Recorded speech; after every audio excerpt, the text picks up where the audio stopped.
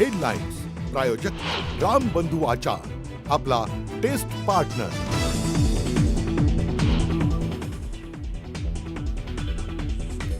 सुप्रिया सुळेंना मराठा आंदोलकांचा घेराव, शरद पवारांनी वाटोळं केलं. सुळेंसमोर मराठा आंदोलकांची घोषणाबाजी, तर सुळेंनाच घेराव का? राजकीय वर्तुळात चर्चा.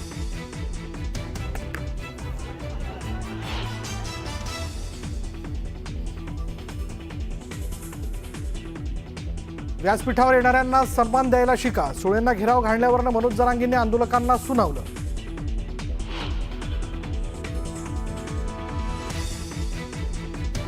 आझाद मैदानातील आंदोलनादरम्यान महिला पत्रकारांसोबत गैरवर्तन, वार्तांकनावर TVJ कडून बहिष्काराचा इशारा, तर पत्रकारांना त्रास देऊ नका, जरांगेंचं आंदोलकांना आवाहन.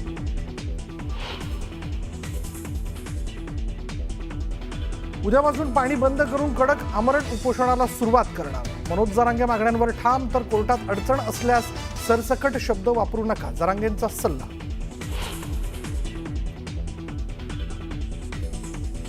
एकतर विजयी यात्रा नाही तर अंत्ययात्रा. मनोज जरांगे ठाम, आम्ही आरक्षण घेऊन जाणारच, सरकारकडून वेळकाढूपणा सुरू असल्याचाही आरोप.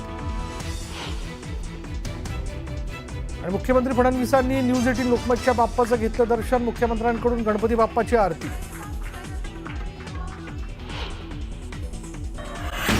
मला एक कमेंट करावीशी वाटते.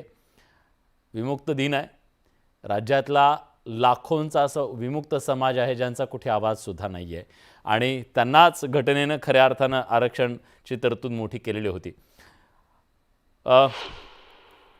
कोंडरे सर, पुन्हा तोच मुद्दा आला जो मी सरांना विचारला होता, तो तुम्हाला विचारतो. सरकार अशा प्रकारे एखादा GR काढून यापुढे तुम्ही सगळेजण कुणबी आहात असं म्हणू शकतं का? सरकारला तो अधिकार आहे का? सरकार कोणाला जात देऊ शकतं का?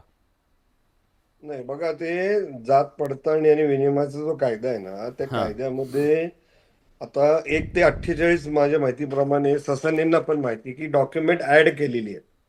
ती डॉक्युमेंट ऍड करताना कोणते कोणते डॉक्युमेंट वाचले पाहिजेत संदर्भासाठी ते दिलेलं आहे.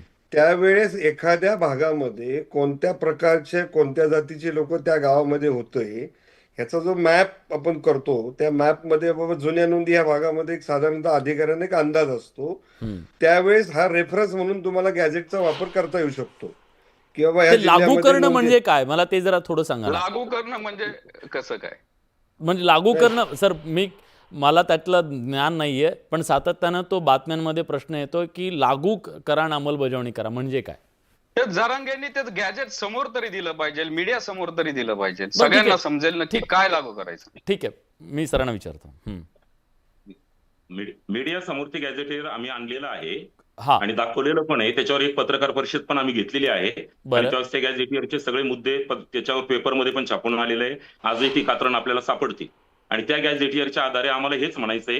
आणि त्याच्यानंतर आपण जर बघितलं तर 1 जून 2004ला ज्या वेळेस मराठा म्हणजे कुणबीची मराठा कुणबी किंवा कुणबी मराठा ही तत्सम जात म्हणून त्याच्यामध्ये समाविष्ट केला गेला, बरोबर आहे. आता एका गोष्टीने माझं हे म्हणणं आहे बडेजी, की एका गोष्टीने हे होणार नाहीये. तुम्हाला जेवढे सर्वकष एखादी गोष्ट सिद्ध करताना सर्वकष पुरावे द्यावे लागतील, तसं मराठवाड्याचा पुरावा देत असताना मराठवाड्यासाठी गॅजेटियर महत्वाचं आहे.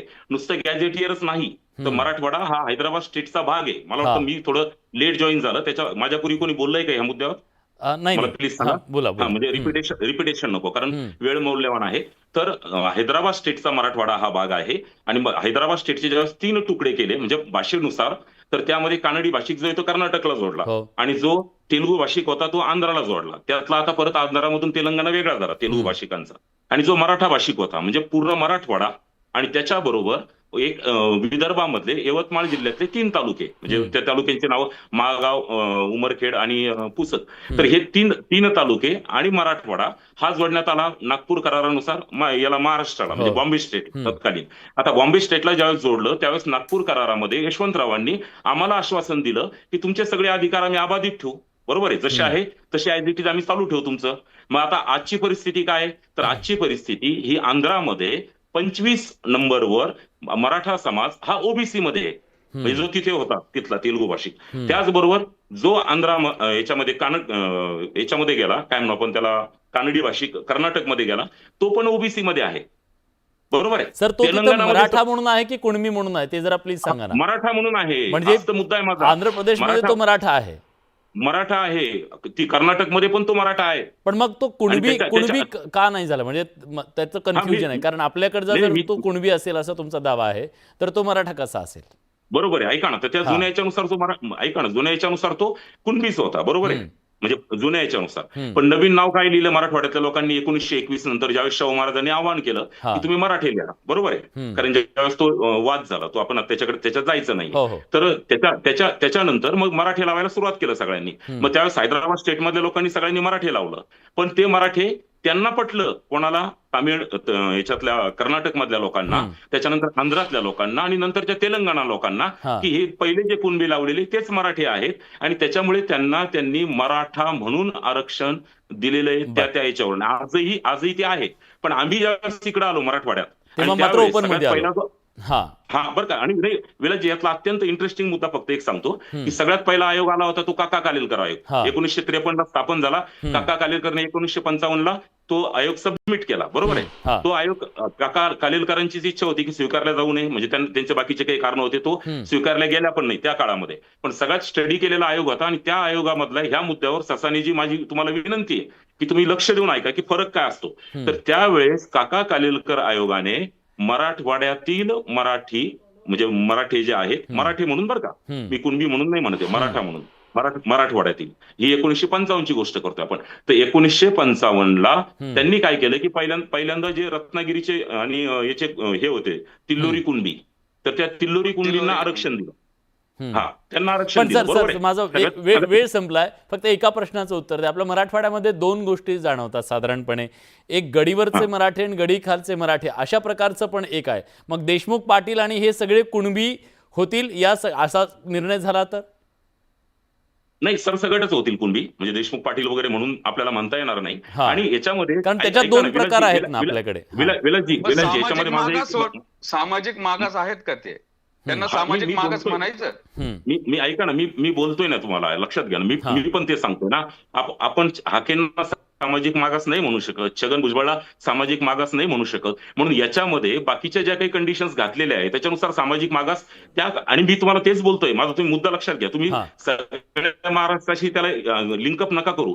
तर काका कालेलकर आयोगाने बाकीच्या बॉम्बे स्टेट मधल्या मराठ्यांना, विलाची एवढाच माझा 1 मिनिटाचा पण मुद्दा नाहीये, तर बॉम्बे स्टेट मधल्या मराठा जो आहे त्यांचा समावेश केला नाही, त्यांना ओबीसी मध्ये समाविष्ट केलं नाही. बाकी कुठल्याच मराठ्यांना ओबीसी मध्ये समाविष्ट केलं नाही. फक्त तिकडचे तिल्लोरी कुणबी जे होते कोकणातले, रत्नागिरी मधले, त्यांचा समावेश केला, बरोबर आहे. आणि त्याच्याबरोबर त्यांनी 95 क्रमांकावर, आजही ती यादी आहे, 95 क्रमांकावर हैदराबाद स्टेट मधल्या मराठ्यांचा समावेश केला ओबीसी म्हणून. मग प्रश्न हाच आहे, तेव्हा जर ते नोंद केलेलं होतं तर मग हा समाज आज आरक्षणापासून वंचित का राहिला? आणि आता पुन्हा जी मागणी समोर आलेली आहे त्यानुसार मराठवाड्यातल्या मराठा बांधवांची ती मागणी पूर्ण होते का? आणि त्यांना कुणबी म्हणून घोषित करण्यामध्ये ज्या आता अडचणी आहेत, वेगवेगळ्या जे रिपोर्ट्स आलेले आहेत त्या रिपोर्टच्या आधारे काय यातली पुढची वैधानिक सगळी बाब असेल हे समोर येईल. पण सध्या तरी त्या दृष्टीनं सकारात्मक पावलं उचलली जात आहेत असं कळतंय. बघूया त्याच्या समाधानातून नवीन समाधान या आरक्षणाच्या तिढ्यावरचं होतं का, निघतं का हे बघूया.